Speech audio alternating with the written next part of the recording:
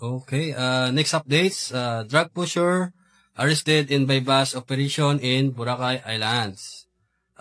Barangay Manok-Manok, Malay Aklan, nahuli ng Malay Municipal Police Station ang isang suspect na sangkot sa illegal drug trade sa sinagawang bypass operation katuwang ang Philippine Drug Enforcement Agency o PDEA noong hapon ng Hulyo 2025 sa Sitio Cagban, Barangay Manok-Manok, Boracay Island.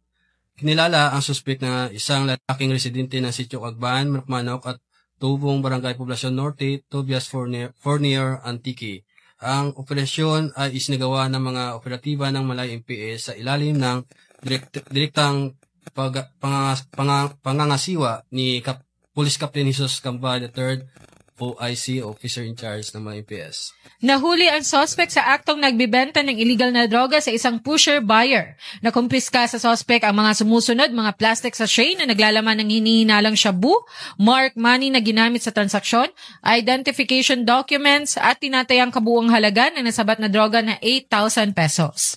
Inihahanda na ang mga kaukulang kaso laban sa suspect para sa paglabag sa mga sumusunod na probisyon ng Republic Act 9165 na kilala rin bilang Comprehensive Dangerous Drugs Act of 2002.